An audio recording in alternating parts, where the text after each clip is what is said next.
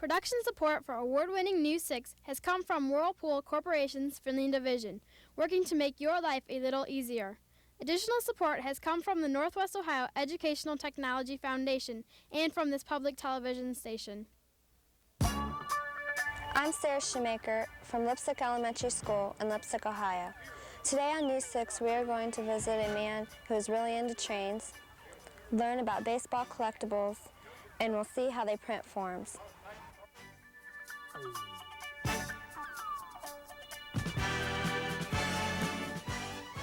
Hi, and welcome to News 6. I'm Jennifer Schrader from the Leipsic Elementary School in Leipsic, Ohio. Here with our first story is Brian Brott. In the backyard of one man's house sits a small building which holds his favorite pastime. Inside is his prized collection of model trains. While watching the trains run, we found out how he got so interested. Mr. Bogard, how did you get interested into model trains? Well, I guess this would have to be mostly from working on the railroad and reading magazines. I started out in the B&O section in 1965, worked on there about a year and got laid off. And I figured, well, what else is there for me to do besides being an operator, or try to be an operator? So that was the next thing I tried. That panned out pretty successful. And after I seen what the big railroads were doing, then I figured, well, if the big railroads can do that, so can the small railroad. And that's when I started in. How many engines and cars do you have? Well, there'd be 116 grand total. Now that 116, 102 of them is diesels. Now I got a variety. They're Norfolk, Southern, Grand Trunk, Burlington Northern, chassis system in the new color, which is the gray and the blue colors. And I got some in the old colors, which is the yellow, the maroon, and the blues, which is eventually it's going to be done away with. You know, like I say, it won't be it'll be out of existence. In other words, all the new engines you're going to see, engines we'll see, will have the new colors on them. Will be the gray with the blue. If you had a chance to start over, would you make any changes? Yeah, I'd start over again. I'd take it from the top down and lay it out just like I got it now, and maybe add a few more things to it eventually. Like I'm gonna get some crossovers in the tracks, where I can crossovers, say, from 1 into 2, or from 2 into 4, or something like that, or 1 into 3. You know, and this way you can have a functional switching operation. In other words, you can come off a number 4 track, cross clear into number 1 track or number 2 track, and take your whole train up and set it out and get rid of it. Thank you, Mr. Bogard, for showing us your model trains.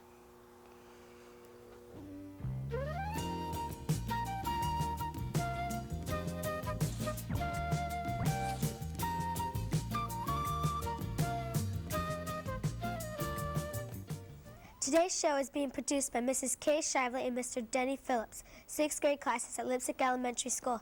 Leipsic is located about 25 miles from Findlay. The town was founded in 1857 and has a current population of about 2,177. Collecting baseball cards is not just a fun pastime for the young or the young at heart. It's a big business. We visited a store that specializes in all kinds of sports memorabilia. Mr. Sands, how long have you been in this business? Well, Anthony, we started in the ball card and rare memorabilia business in 1979. Okay. How do you go about getting these collectibles? Well, we advertise on a nationwide basis to buy these, and we buy them through other collectors and through other dealers and from the major card manufacturers. What's your oldest bat and how valuable is it? The oldest bat was a bat used by Frankie Frisch in 1911, and it's valued at around $1,000. What's your oldest card and how much is it worth? The oldest card we have is a card that was manufactured in the 1800s by Just So Tobacco Company, and the value, I'm not sure. We've been offered in excess of $5,000 for it, but it's only one of 3 known on the market. How many cards do you have here? I'm not sure how many cards we have exactly. We don't have a number, but there's probably in the hundreds of millions. What kind of things do you sell here? We sell baseball cards, sports memorabilia, meaning the jerseys, and we sell baseball card albums and plastic pages in the supplies. What's your most popular card here? Probably the most popular player right now is Don Mattingly, the first baseman for the New York Yankees. And how do you get these baseball cards to figure out what the price is or how much they're worth? Well, the prices, there are price guides available that list prices, but basically the way they come up with those is the supply and demand. If a card is more popular to collectors, they'll pay more for it, and more of them get bought up and there's less available, so the price goes up. Thank you, Mr. Sands, for talking to us about baseball cards.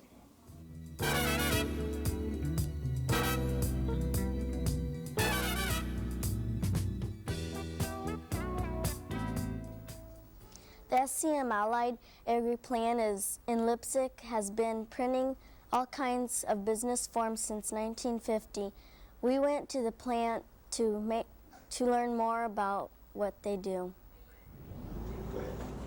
Mr. Brandt, what kind of printing do you do here at the SCM Ally Agri? Well, we print primarily custom business forms for computers. They consist of phone bills, installment contracts for insurance companies, bank statements, bank checks, invoices, bill of ladings, and large forms for retail stores. How much printing do you do a day? We can print as much as 1 million pounds of paper in a month, so in a day we can print approximately 40,000 pounds. What are the steps of printing a form? We receive a negative from our home office. We take the negative to the pre-press department to prepare it to make a plate.